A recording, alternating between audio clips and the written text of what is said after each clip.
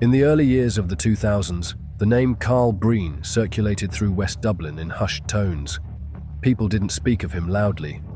They spoke in careful whispers, wary of being overheard. Breen wasn't just another street-level troublemaker. He was the head of the D22 gang, a group that built its reputation on intimidation, drugs, and the kind of violence that left scars on communities. The gang took its name from Dublin's postal code 22, the Clondalkin area that became their base of operations. From there, they projected fear outward, stamping their authority on housing estates and local corners. The newspapers of the time described Breen as one of the most dangerous men in the city. Not simply a thug, but a gang boss who turned crime into an organized business. What set Breen apart was his willingness to use young recruits. He preyed on teenagers who craved belonging or easy money. They were tasked with carrying drugs, hiding firearms, and performing errands that insulated the senior members from risk. Guards quickly recognized this tactic. If a 15-year-old was caught, the courts would treat him far more leniently than an adult. In 2009, one striking case revealed the extent of Breen's reach. Guards discovered a boy, barely in his mid-teens, concealing a shotgun for the gang. The teenager had been instructed to wear surgical gloves and assured that, if caught, his age would shield him from harsh punishment. Such manipulation revealed Breen's cunning and his ability to turn even children into pawns in his expanding empire. His influence wasn't just about money or drugs. For many of these young followers, loyalty to Breen was almost irrational. They were willing to shoulder responsibility for crimes they hadn't committed, all to protect him. To them, Breen wasn't just a boss.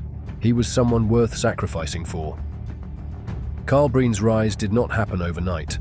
By the mid-2000s, he already had a criminal record that hinted at the path he was on. By 2006, he had 18 convictions, the majority for minor offenses, public disorder, traffic violations, and petty crime. Each conviction was like a breadcrumb on the trail toward something darker. For guards, Breen was already on the radar. While the convictions were small in scale, investigators suspected he was involved in far more serious operations. Surveillance units from the drug squad kept a close eye on him, convinced he was building something larger in Clondalkin. Breen, meanwhile, reveled in the reputation. He enjoyed the notoriety that came with being known as a dangerous figure.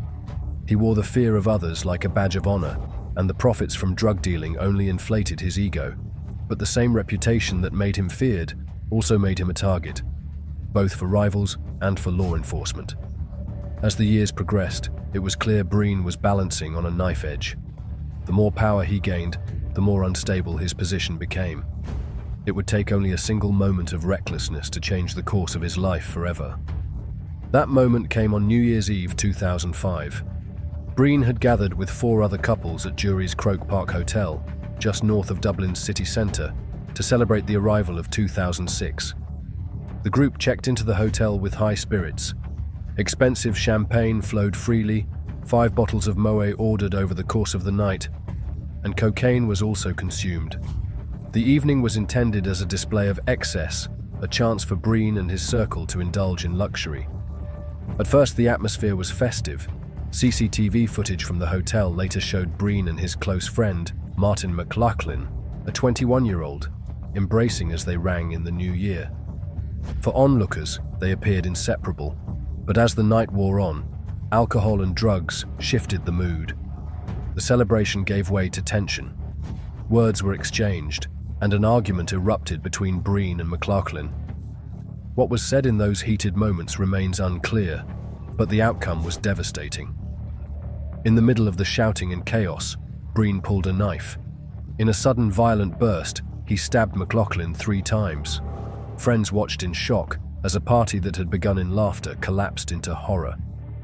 The same man Breen had hugged minutes earlier now lay bleeding on the hotel room floor. McLoughlin was rushed to hospital. Despite the best efforts of doctors, he succumbed to his injuries the following day. The press seized on the grim irony of the night's events. A celebration built on champagne had ended in murder. From then on, Breen would be known as the Champagne Killer. The reality of what he had done hit Breen almost instantly. As McLoughlin was carried away, Breen fled the hotel. Panic and adrenaline propelled him. For 2 days, he vanished, evading both guards and anyone else who might confront him, but he couldn't hide forever. Breen eventually turned himself in. Charged with murder, he entered a plea of not guilty, insisting that he never intended to kill his friend. Yes, he admitted to stabbing him, but, in his words, "I killed him. I did not murder him." His defense argued that the act was impulsive, not premeditated. The trial in 2007 became one of the most closely watched in Dublin. The courtroom heard accounts of the champagne, the cocaine, and the sudden turn to violence. It also heard about Breen's criminal record and reputation. What made the trial even more remarkable was the climate of fear surrounding it. Witnesses faced constant intimidation. One man who had been at the party was repeatedly threatened. Gunmen even fired shots at his family home in Clondalkin. Graffiti appeared in the area, branding him a traitor. The pressure became unbearable, and he eventually fled Ireland altogether, seeking refuge in Spain. Despite these tactics, the case moved forward. The evidence, including CCTV footage of Breen and McLoughlin embracing before the stabbing, painted a vivid picture of a celebration turned to tragedy. In October 2007, the jury reached its verdict: manslaughter, not murder. The court accepted that Breen had not planned the killing, but was nevertheless responsible for his friend's death. He was sentenced to 9 years in prison. As he was led away in handcuffs, the so-called champagne killer had narrowly avoided a life sentence, but his fall from power had only just begun. Breen's imprisonment left the D22 gang in disarray. Without its leader on the streets, the crew soon clashed with a rival faction from Clondalkin, reportedly aligned with veteran armed robber Thomas Freeman. The conflict escalated rapidly into a full-scale feud. Both sides targeted each other with brutal efficiency, and ordinary families were caught in the crossfire. In August 2009, the D22 gang suffered a devastating blow. Breen's chief enforcer, Pierce Reid, just 24 years old, was ambushed and shot dead outside his home. Reid had been one of Breen's most loyal lieutenants, keeping the gang's business alive during his boss's absence. His murder was a calculated strike meant to cripple D22. The aftermath was explosive.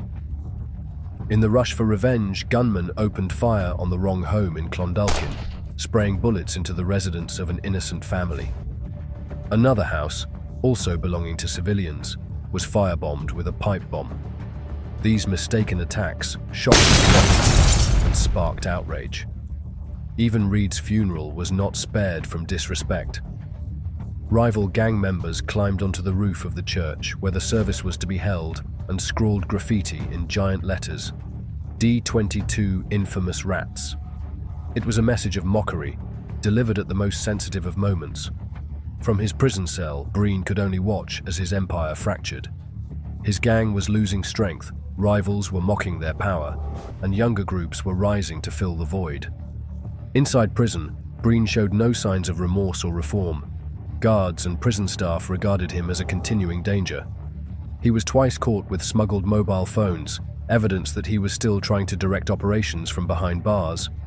He saw himself as a boss, even when stripped of freedom. Violence remained part of his daily life. In November 2011, he attacked a female prison officer and another staff member in the Midlands prison, lashing out with the same aggression he had displayed on the streets.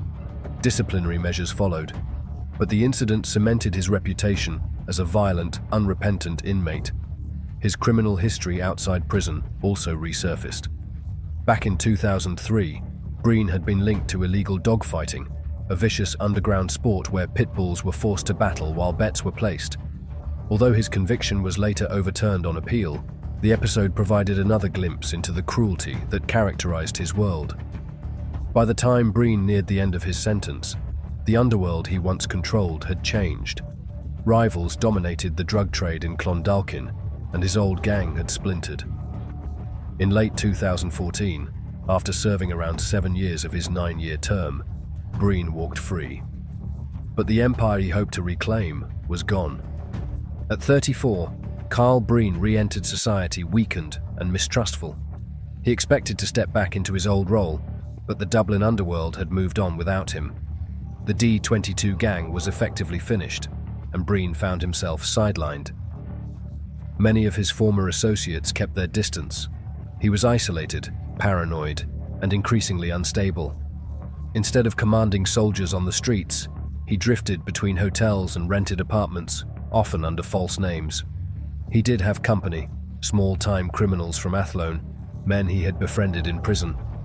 For a man who once controlled armies of young foot soldiers, this was a humbling fall. Guards warned Breen directly that his life was in danger. Rival criminals had not forgotten him. Instead of steadying him, the warnings only fed his paranoia.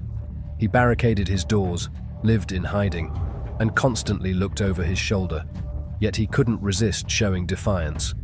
On Facebook, he posted pictures of himself making gestures, as if taunting rivals or mocking the guards.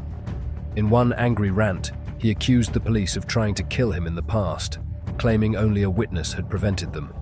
He vowed never to disclose his address, insisting that the guards would set him up for assassination. His family, particularly his sister, noticed the change in him. He called often, but his conversations were filled with anxiety and mistrust.